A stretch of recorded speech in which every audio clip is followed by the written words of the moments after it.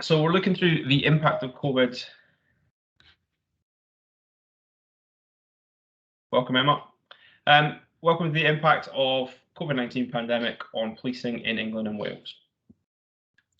So within this, we've got sort of 6 areas I really want to cover off in the next half hour or so. So the first of it is the context. So historically, where were we pre-pandemic and what did that mean? I've got a bit of a slide on timelines because I think it's quite interesting that we talk about this COVID period, but there are some very distinct periods as we go through that have an impact on the way in which we look at data and historical demand. We've got some analysis that we look at just in terms of the changes to policing demand. We then look at some of the frontline functions and how they were impacted and the implications for those, I suppose. And then I've got a section at the end where I'm going to touch on the challenges going forward. So 6 areas to cover in the next half hour or so. As always, if there are any questions or I'm saying things that don't quite make sense, please jump in. Both Mark and Rob will shout at me if you guys put your hand up. I'm more than happy to stop and take questions as we go. So in terms of the context, where were we back in January 2020? So Uplift had started and we were in the process of getting these new officers that were going to make everything better. I suppose there's that question there of those new officers that was just to backfill what we had lost in austerity. But new officers coming in, that brought its own challenges. So things like impacted double crewing, lots of probationary officers going through training, having to have time off to do their training and their self-study.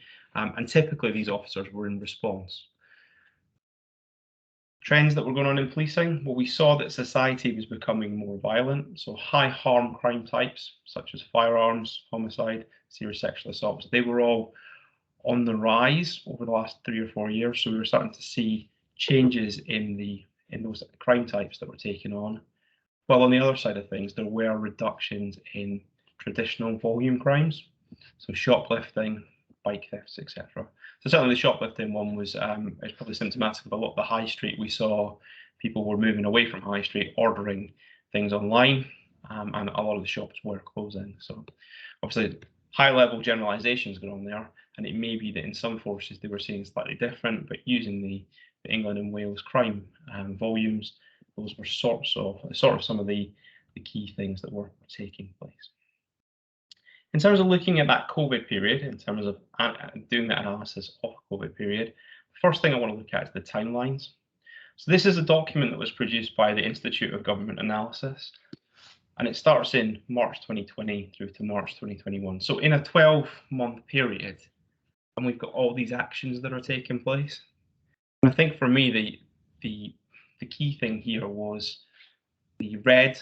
We're looking at the pinky, the lockdown restrictions introduced, then the blue that comes in that says some were eased, then there was announcements going on, legislation taking place, then more restrictions put in place, then some easing, then more restrictions. And actually over that whole 12-month period, there's a lot of toing and froing going on. So to say we've got a clear data set when one thing happens, it starts and then it stops, is actually not the case. And we really do see that when we look at it at a regional level. So I'm not sure if you remember that piece where we had the reference was more tiers than a wedding cake. So you had things like tier 1, medium up to tier 3, and the tier 3 areas you had Manchester and the Merseyside. So and Andy Burnham saying, hold on a second, why is Manchester in a much different situation to the rest of the country when actually the rates were very similar? So doing analysis can be challenging because not only are we looking at times when parts of England were in a different situation than other parts of England, and that's before we get into the adding in Wales and Scotland. So Mark Drakeford and Nicola Sturgeon having different rules. Or the other thing on there is it's not even just the rules, it's the way in which people interpreted those rules, because a lot of times there were rules, but there was also guidance. So there are some considerable challenges of trying to bring this all together and understand what happened over those periods. So I've said simple analysis isn't that straightforward. Not all forces being in lockdown at the same time, guidance being mandatory, or some others were guidance. One of the things that comes out as we've done this analysis and as we go through, we may see quite a bit of this, is 43 different ways of reacting to COVID. Each force did things slightly differently because there was no normal at that point. And actually that bears out in some of the impacts of crime, number of incidents, and the response that's been taking place. We've seen changes in emphasis as well. So at some points, we were talking about, well, it's pure lockdown. Second, in the next week or two, it was, well, eat out to help out, and then it was back to lockdowns, etc. So interesting to see how different areas have dealt with this. And it's really will be a challenge going forward. So I think coming back to the FMS statement and other things around that will be, how do we consider the COVID years, and which might continue to go on. We've seen, even in the recent periods, we have seen that uncertainty continue. So changing demand. So one of the first things that became evident was a lot of the cities saw vast changes. So the removal of the nighttime economy, and you saw pictures like this where the streets being completely empty when normally they would be bustling. And that's changed the emphasis of policing in many respects. Whereas Friday and Saturday nights were going to be the busiest times because violence and we'd have that nighttime economy, actually that changed and we moved out to the suburbs and everybody was at home, but that didn't mean that there weren't issues and incidents taking place. There was also that question of how much of that was still getting reported, particularly in vulnerable areas there. As the empty streets removing the nighttime economy, the burglary rate dropped by a quarter, which probably makes sense actually. If we're all at home, the number of burglaries, the opportunities for burglaries probably dropped quite significantly. So 24% drop in burglary rate. And if we look at the ONS crime survey for the main crime types over that period, and this is to the year ending June 2021, what we see is burglary down 24%, robbery, vehicle offences and theft, homicides, all of those down. But on the other side, fraud and computer misuse up 85%. Now, I don't know what you've been doing with your computers, but computer misuse being up 85%, that was a bit of a shock to me. But it's an increase, but on a base that was already trending upwards. So we know over the past 3 to 5 years, there's been considerable, it's an area of demand that has been increasing for most forces. So we look at drugs though. Drugs is an interesting question. So we've got the lines here, we've got the months of the year, and the lines showing blue for 2019, orange for 2020. So going along, it's pretty similar for January through March. April, start of a change, and then in May, we see a considerable difference. So a 40% increase in drugs crimes in May 2020 compared with 2019. It's a massive change in what was happening there. And I suppose one of the bits of thinking that we're doing is why has there been such a change? Well, as one chief constable spoke pretty eloquently about, was actually finding drug offenders in May 2020 during lockdown was like shooting fish in a barrel. People who were out and about, and they were easy to spot.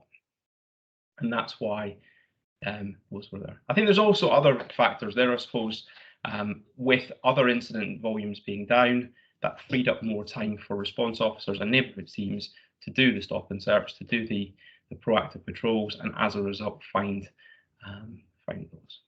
So one of the things we're looking at here, I'm sure you're all familiar with that. Where's Wally? As was put to me, is if you're looking and you're trying to find Wally, has anyone found him yet?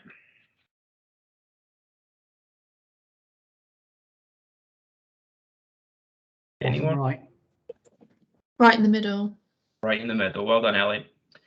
So right in the middle, he's here. So I always thought Wally was a strange chap anyway. But if you think of Wally as a drug dealer, for example, at the moment, he might be quite difficult to spot. There's lots of other things going on, and we might know what's going on. When you flip to a more sparse option, we start to see that sparsity makes looking at oddities far easier. Okay, I just want to go on record here. I'm not for any second suggesting that Wally is a drug dealer. And if you are the publishers for his books. Please don't sue me for defamation. I do think he's a bit odd as a teenage boy having a crook, but fair enough.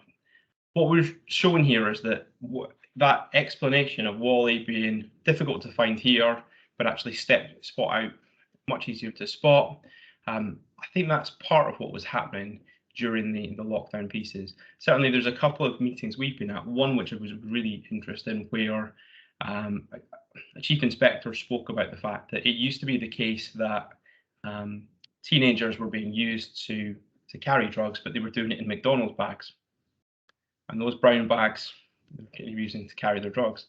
The problem being is when McDonald's was closed, the fact that they were walking around with McDonald's bags, it became far more evident that they were actually up to something suspicious. Stop and search from there, and actually led to results there. So anecdotal evidence suggesting that moving from here to here actually makes things far easier to spot. Far easier to spot, but not in all forces.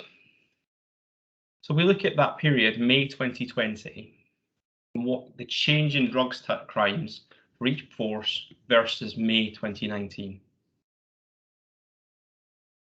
And what we're seeing here is 17 forces saw the drugs crimes volume rise by more than 50%. But 4 saw drops, and quite a few didn't have much in the way of change there. So it's quite interesting. For me, it was quite interesting to say that actually, in a situation where we expect that everybody's been able to do something very similar, we're still seeing very big differences or variations in what's taking place. Now, it could be that the emphasis was slightly different, that these forces at the top really went and tried to crack down on the drugs, and your neighbourhoods teams had far more time to do targeted patrol, whereas there was different priorities in the East Midlands, Lincolnshire, Nottinghamshire, Leicestershire. Just does look a bit odd though. Over that period, there had been an increase since 2018-19. We were seeing increases in domestic abuse volumes anyway. Quite a marked rise over that period. 15% increase from April to June 2020 compared with the same period the previous year. So we're seeing a jump in domestic abuse incidents taking place. And that's a big piece actually. During a lockdown, we're still seeing an increase in domestic abuse. People are spending longer at home with each other. That makes sense. But one of the things that came out of this was even with that 15% jump there, there's potentially a lot of underreporting of this type of thing that's going on. Quite interesting. I was home in Scotland over Christmas. They had radio adverts on there advising people to check in with their family members if there was even the remote possibility they could be domestic abuse victims during the pandemic. So it's something that people are aware of, that even what looks to be a sizable increase might still have substantial underreporting because of what's going on. So I think that'd be interesting to see how that changes over time. So in terms of the impact to response, sort of 3 things that really came out in the pandemic. So first of all, single crewing, and some forces said, look, actually, just in order to remove any of the as much risk as possible, trying to de-risk the situation, we're going to insist that our cars are single crewed as much as possible, and there's got to be a reason why you wouldn't. So that's it. Tends to be a completely different view to what we'd normally hear, whereas a lot of forces try and push different levels of single crewing. On the other side, you've then got the protests that were taking place. So policing protests during a lockdown or during a pandemic certainly was challenging for some forces. And I know that the policing of protests certainly came up in the FMS document and how that's going to work going forward. And the final thing was a change to the demand that was coming in. So my local force, Leicestershire, so Simon Cole, the Chief Constable here, saying we're getting a call once every 15 minutes about a COVID breach, and he was sad about the statistic. Now, I'm not happy that he's sad, but actually one call every 15 minutes about COVID, it did feel like people were changing the way in which they were reporting crimes, and at that point that was more ASB than sort of the other types of things they might be getting involved in. There's also a challenge as well in terms of how you look at data. And we've looked at this. This is a report that came out from Nottinghamshire in May 2020. And it sounds like a really good news story. Nottinghamshire Police have seen a 400% reduction in robbery offences in the city centre area.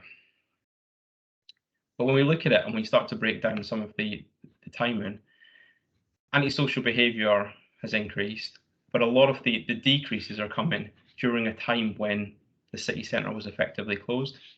And Nottingham itself, and I'm not sure how well people know Nottingham, but it tags itself as the self-proclaimed stag do capital of Britain. So if it's not got a nighttime economy, the expectation is you would expect to see vast drops in the demand that's been taking place. So we looked at this and thought it was an interesting report because actually it's not representative of what you would differences that should be taking place. So during this time, we saw that some crime types were down, but we also saw that ASB had almost doubled in April and May 2020. So the view there of where we might have been out clapping the NHS previously, the Love Thy Neighbour became Shop Your Neighbour for COVID breaches. So certainly a lot of this increase in ASB was about people phoning up saying, I've just seen my neighbour do this, or there's a party going on. And certainly some of the stories that came out of that around people flaunting the rules and the impact of that caused significant concerns and challenges in a policing context. Similarly, we saw national stop and search volumes. Already seen that drugs went up in May 2020. Very similar here that we've seen that increase. But is that, I suppose the question there is what caused that? Is the fact that people were now locked down and then therefore they went to drugs because that was the only thing that was going to get them through? I don't think so. I think what's probably more likely is the fact that police had more time to be proactive, and as a result were able to pick off more of do the stop and searches for anyone who was outside and looked like they were up to no good. So having that time for targeted patrol making sense. But even on that stop and search, it's not consistent at all by force. So yeah, we're seeing overall the increase for that month was up by about almost doubled, 95% increase. However, some forces were down, some forces were up tremendously. Now, there is always that challenge with doing a VLY comparison because it takes into account the base, and it might be that, and we know from looking at the data that Gloucestershire were only doing a very small number in May 2019, so therefore anything was going to be a big increase. But the bit that sort of shocked me was the fact that most forces were looking at about a 50% increase, but you've had these forces who were seeing tremendous increases, and then others who hadn't done that. And some of these are right next to each other as well. So it's quite interesting to see how different forces have applied or taken the opportunity to do stop and search or changes there. And obviously stop and search is a bit of a football as well, the rules around it, so that could have an impact on how it's been interpreted and used. Impact on neighbourhood policing. I think the neighbourhood policing piece is relatively straightforward in the fact that a lot of the engagements that typically neighbourhood police officers would be at, so fetes and outdoor events, a lot of them were either cancelled or changed. The school visits that they would do, well, if the schools were closed, they weren't taking place. So part of that was the fact that those activities that haven't taken place that year, are we rescheduling them? Are we now doing them? Are we getting back to doing school visits? Or is that something that's been changed because of the pandemic and the role of neighbourhood policing may have changed too? But yeah, in terms of more patrol, more stop and search, more targeted activity, because freed up by not having these events to do. Impact on roads policing. The roads were empty for a long time, then they weren't. So certainly a lot of the work we've done, we've spoken to, we work with police and fire. A lot of the RTCs that fire talk about is the fact that in the points where lockdown was being rolled finished and people were going back to work or they were getting out on the roads, that 4 to 5 week period was one of the worst they'd seen in a long time around accidents. Almost as if people had forgotten how to drive in a safe manner. I'm sure you'll all have examples of that sort of thing. Of okay, people haven't driven for a while, and you start to see cars on the road. It's quite odd. Our road casualties did drop quite significantly. So throughout the year to June 2021, 11% reduction in those killed on the roads. KSI, which we use, that's killed and serious injuries, down 6%. That's quite a big change compared to previous years that we've seen. And that tends to be a pretty flat metric year on year. So I suppose just to summarize what's coming through the data, what we see is that actually simple analysis is not going to be that straightforward. We have certain crime types that have reduced dramatically, but others we're seeing rises in. My Wally example showed that sparsity made spotting oddities easier, and it was particularly for things like drugs, stop and search, where we saw some changes. Domestic abuse did rise during the pandemic, and that's something I think a lot of forces are acutely aware of. What's also interesting there is what impact does it have? With it being DA, has it all been reported, and actually are we going to have to wait another year or two to find out the actual true numbers that were taking place there? And yet I think most functions within policing have seen sizable changes. In terms of the challenges moving forward, and I think this is particularly useful for the analytical side of things, in terms of what do we do with the data? A lot of the time we focus on historical data. Well, we know that the base, i.e. the last 2 years that we'll be working with, won't look like previous years. This is no ash cloud. So historical events such as the ash cloud, it used to be the case that you could take, I worked for an airline at the time, and what we did was we took a 2-week pre and post the ash cloud effect, and we removed that from the data. By taking that out, we were then able to do analysis where it didn't take into account the ash cloud, because actually we were comparing like for like periods. Everything was fine. You were able to take that effect out. But actually with the COVID situation, we're not able to take it out because it's such a long period, and the implications to different parts of policing and different parts of demand are quite different. So what does it mean going forwards? I think there's always that question of there were trends taking place pre-pandemic. Are they still appropriate, and are they still going to be useful? And then there's maybe something around how we classify what we're seeing. So are there elements of a short-term shock? Ash cloud would be a really good example. It came in, it changed everyone who's traveling's lives for 10 days, 10 to 15 days, and then after that, we only talked about it in the past. It wasn't something that continued. Or are we seeing continuation of those trends? So we knew things that were going on pre-pandemic. Has it exacerbated some of those problems or changed them? Alternatively, and we will see that in some places, we've seen systemic step changes. We've got a new normal or a new baseline that we now need to deal with. And actually, that can be different for different types of demand. Different crime types may suffer from a continuation or a systemic change, and actually bringing those all together in the aggregate can be a challenge. And I think that's one of the biggest things for any analyst trying to do this, is making those correct adjustments to account for the COVID period. We've been doing this over the last year or so, and a lot of times when we have those discussions, it's not just what adjustments we're going to make, but how do we explain what we've done, and not just explain how we've done it, but document it so that it can be replicated and used. And I think that's really useful. I think for me, it's about being accountable and being apparent in what you're doing, so that people can see those changes that are made and actually understand some of the assumptions that have been made in any analysis and the forecast in there. I know that's something for the likes of the force management statements and demand plans that need to be taken into account. There's a few other things that I think is useful to do in terms of how it's changed the policing landscape, and I'm sure you're all in a far better position to talk about it than I am, but it was quite evident how quickly officers and staff were able to start to do homeworking. So that adoption of IT systems. Now, if we go back 2 or 3 years, the idea of IT systems being able to do things like today's webinar on Teams, I think that would have been, that's going to take ages, 6 months to get that installed, all that sort of, roll out for everyone. it seemed to happen in a matter of weeks. That people were on Teams and working through that. I think the final thing for me was very much the global pandemic, but localized impact. Forces had different approaches and were impacted in slightly different ways. And by making different decisions out there, the benchmark comparisons can be very different.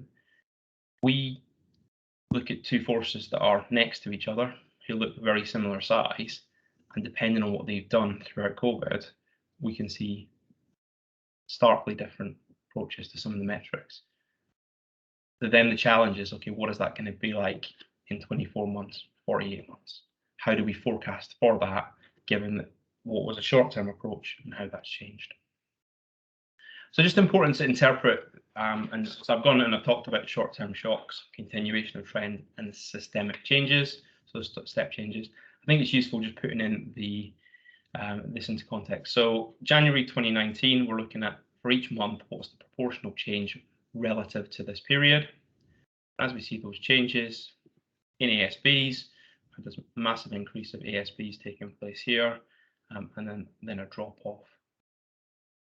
Drugs, for example, once again, you've got that shock in May 2020, and then, yeah, the volume continues to be slightly higher than previous years, but it's sort of that effect has diminished. Well, in other crime types, such as burglary and theft, we've seen a sustained drop off since January. So that looks to me more like a trend that's looking like it's going to continue, that the volumes are diminishing over time. Now, I'm conscious that I've probably told you a lot that you already know here. We've put a few graphs together, but I'm really keen to hear what your thoughts are on how you as a force are looking to adopt some of this forecasting in here. So 3 questions I was going to throw out to the floor were, does this feel like a fair summary? How your force was impacted by the pandemic?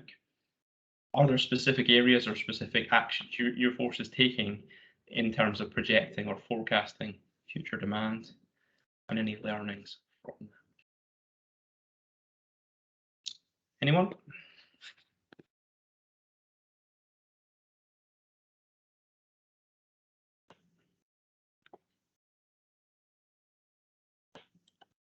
Let's start with an easy one. Has that been helpful? Is there anything in there that seems to make sense? It makes sense to me. Thanks, Ali. Yeah, Ali, it definitely makes sense to me. I've been doing some work recently on our specialist ops, and I did a slightly similar approach where I went through. I looked at the previous 2 financial years for a comparison, and one of them was roads policing, and you could see the drop off during COVID. And then what I did is looked at some of the more recent data and did a comparative on the periods we've got. So because I was using financial years, I went like April to November, where I had the data and compared them across, and you could see that at the moment, sort of roads had more or less fell back in line with where it was pre-pandemic, whereas something like firearms incidents had gone up and stayed up. So it was really useful. It rings true with some of the things I've seen. I think that's an interesting point in terms of, it's very easy to say, oh, demand has gone up or gone down, but I think there are specific types of demand that have been impacted. Certainly, if you were a roads policing team and found out that your resources for 2023-24 were being forecasted using inputs that included the pandemic period, where very few people on the roads, you can understand why that would be a concern. And I'm not suggesting anyone's doing that, but that's the sort of piece to say, well, actually, if we are looking at forecast future demand, do we have to take into account the fact that we had that drop off for and it's like the data was a 4-month period, was an 8-month period. That's the typical piece. But it's useful to see, even in what is a specialist ops team, roads policing versus firearms, you're seeing the types of demand being actually impacted in a different way.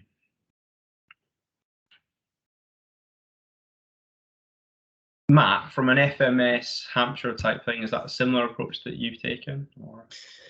Yeah, it's a similar approach that we've taken. We've identified some of the same things that you have.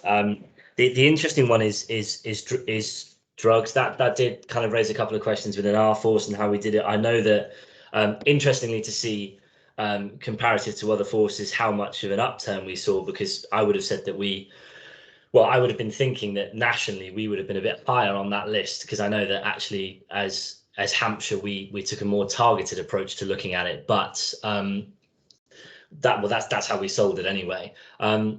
But largely it does seem to fit the profile that we're seeing. The following on from the comment from someone previous in here, we are seeing some sustained high periods of offences within force. We're kind of monitoring them, because I think one of the problems that we've had within FMS is we can only forecast so much, and doing it from when we started, we've got some contention between our leads and our SMEs inside the force about whether these sustained periods of certain offences that we're seeing, are they due to factors that have happened over the period? I mean, if we take, for example, the unfortunate events with Sarah Everard, is that pumping up some sustained crime, or is that because of the profile and our new business as usual state? But no, largely it's all hit the markers that we're going to be putting into our force management statement for this year. Okay. One of the interesting things for me, Ali, is shown by that chart there, that actually I don't think you can make generic assumptions across all forces. So I'm currently working for one of the forces that's down at the bottom of that list there, and I came into this meeting thinking, actually, the data I've been looking at over the last couple of weeks, aside from a relatively small drop in incident demand in sort of March, April 2020, you wouldn't know COVID had happened at all. Everything else is kind of looking very, very similar to how it did before. So it's like not being able to draw generic conclusions that would fit all forces. Which isn't a great message for people coming onto a webinar. No, sorry. What we want to do is to hear Ali's got an answer that you can take it, and we'll just apply this 23% uptick, and then we'll do. Yeah, that's the thing. I don't know how you feel, David. David Andrews, you mentioned at the start that you were looking at forecasting, taking COVID into consideration. How does this fit with your analysis? Maybe he's not on. Yeah, hi there. Sorry, I've only joined the meeting the past 3 minutes, so I didn't mention anything at the start. Unfortunately, I was a very late arrival. No problem. We are recording, and what I'll do is I'll make sure that the slides go around as well for you. But interesting, I suppose, for Warwickshire, you seem to be top of the table here in terms of. I'm not sure if that's something you were aware of, or in terms of there, but from what we're looking at here is the change in May 20 compared to May 19 percentage change in drugs crime. So I'm not sure if that's something in terms of when COVID hit, lockdowns going on, that actually the force really pushed the getting out and targeting drugs crimes. Is that the case, or is that just an impact of the data? I think certainly, given our geography, obviously we're the smallest force in the UK in terms of officer numbers, yet we border West Midlands Police, who are the second largest. Yep. So we get an awful lot of imported crime. Certainly around the direction of the organisation was that when lockdown happened and COVID pandemic hit, yes, we would certainly respond to public health crisis and the demands, but we weren't to stop our current level of proactivity around county lines in particular. Yeah. So that probably explains why we saw that increase. Certainly, obviously, there's a few slides that we touched on, but one of the things was we've heard anecdotally that it was a lot more, one chief constable said shooting fish in a barrel type approach of people who were out during lockdown. It was quite obvious to see who was out and about and up to no good, and as a result, it became far easier. Might be some of the evidence we've heard from others. So it's certainly an interesting piece. Okay. Anybody else with any thoughts there? Has this been useful? Oh, sorry, Ali. It's Emma. It is from Dyfed-Powys. I was just going to ask a quick question in relation to modelling. Yeah. And taking account of the COVID impact, especially when you want to compare sort of if an organisational change has had an impact, if that organisational change has also happened around the same time. So I think our standpoint initially was to use sort of like 2019-20 financial year data as our sort of last normal period pre-COVID. Because you've got 7 days worth of lockdown in there, if that makes sense. You've got a very small period of lockdown. So yeah, that makes a lot of sense. Yeah, and I think that's the piece of what is a useful base. Now, I think that the bit we touched on there was there will be trends in that data that we knew that there was some changes going on. Are they replicated going forward? But that might be the cleanest data set that you've got, because you know that some of the demand has been suppressed.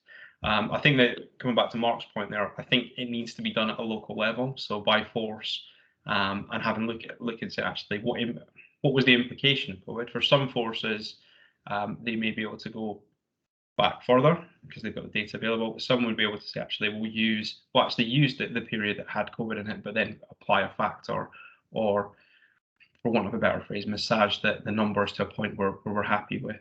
I think for a lot of that, there's like a bit of an art and a science involved. So certainly, yes, you can do as much analysis as you want, but you probably would need to involve the subject matter experts there in terms of how those numbers fit. Mark, is that a fair reflection of what you've done in some of your response projects recently? Yeah, I think so. I think you do.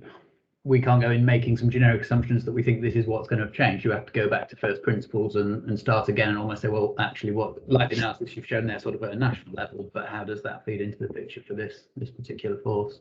I think the hard thing is it's impossible to know cause and effect, isn't it? Is it the culture of the police force and how they chose to deal with the COVID situation, or is it the culture of the demographics and population of that particular force that's driving any changes or not? Yeah, and I suppose for Emma, you've got a bit of, knowing the situation, that you've got a bit of a perfect storm in the sense of when we do scenario analysis, we always talk about, we'll run a scenario where we change one thing at once, so we know what the effect would be. Where actually, in this case, we've got 4 or 5 different moving parts that are going on, which as a result makes being able to understand the effect actually really, really challenging in that respect. Yeah, thank you both. Sorry, we don't have that. Sorry, as I say, no silver bullet, no magic wand here, but I think it's useful just to, hopefully it's useful to think about some of the effects, particularly in the, okay, well, if you go down, as Mark said, to first principles and say, well, our demand is made up of, our overall demand is an aggregate of these crime types and these incidents. Well, actually, can we see what's happened to them? What do we think is going to happen? So, you could look at this going forward if we were to say this was a generic, this is all England, but if we were to look at the force and say, going forward, I think that ASB will return to 2019 levels, 2018, 2019 levels for the next year or so, and that this was a shock that we're going to move away from. That's one interpretation. However, coming back to, it is something you'd want to check subject matter experts to say, actually, no, we think there's been a change in behaviour now. People are more used to phoning the police to shock their neighbours type thing. So actually, we're going to see a rise again. So, yeah, those are the sorts of things you might have to look at. I think there's also a piece where, because we're less sure about what the future holds, tends to be more of a push on sensitivity analysis as well. So, okay, what if our demand went up 10%? What if it went down 10%?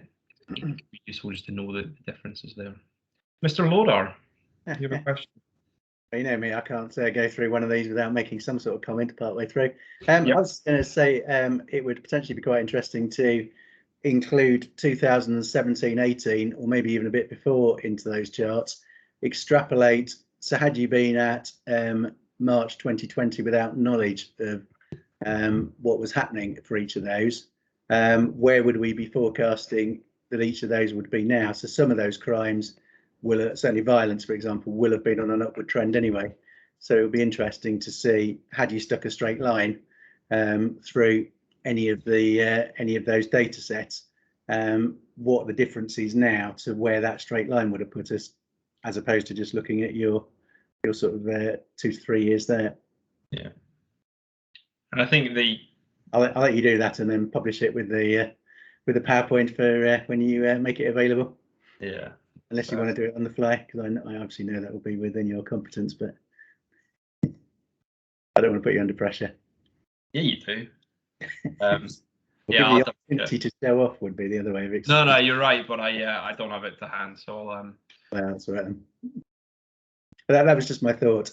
Yeah, I think there's, as I say, there are certain that underlying piece around if we were seeing certain crime types increasing prior to 2019, has that continued, or have they changed as well, becomes more of a factor. So, questions for you? Any learnings? More than happy to have a bit of discussion, but I think we're coming towards the end of the time. I just wanted to say thank you very much for picking this up, for joining us on the webinar today. Next webinar will be first week of February. We've been asked by our colleagues in Cleveland if we could do something a bit more hands-on. So what we want to do is a response profiler exercises. I need to exactly flesh out what that's going to look like, but a couple of things we're going to look at is, okay, how do we go around modelling changes to demand, changes to resourcing, and changes to process in there. So I'll be in touch over the next few weeks just in terms of what that's going to look like. But if you do have any thoughts or any burning questions on Response Profiler, drop me a line.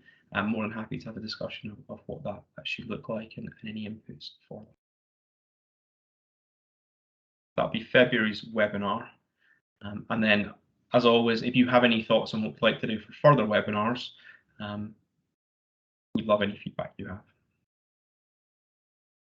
Okay, well, thank you very much for attending. And we'll stick on it. Thank you. We'll be on for the next 10-15 minutes if anybody has any questions. Thanks, Ali. Thank you. Thank Matt, you. Matt, are you free later this afternoon? That is a good question. I'm kicking about until about 4 o'clock. I'll give you a call once I'm done. That's fine. If you want to put some time in my diary, I'm available and I'm free. So just let me know. Thank you. Sure. All right. If there's nothing else, then I will leave you to it. Thank you very much, Ali. Cheers. Appreciate it. Thank you. Cheers. Thanks. Thank you very much.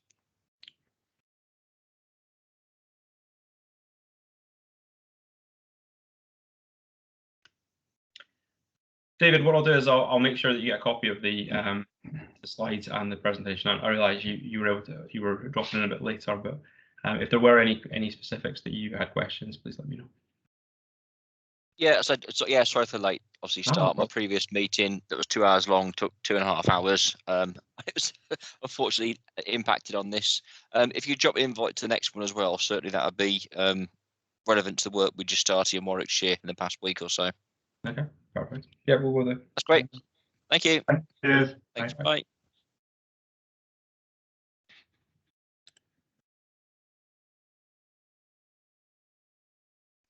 And then there were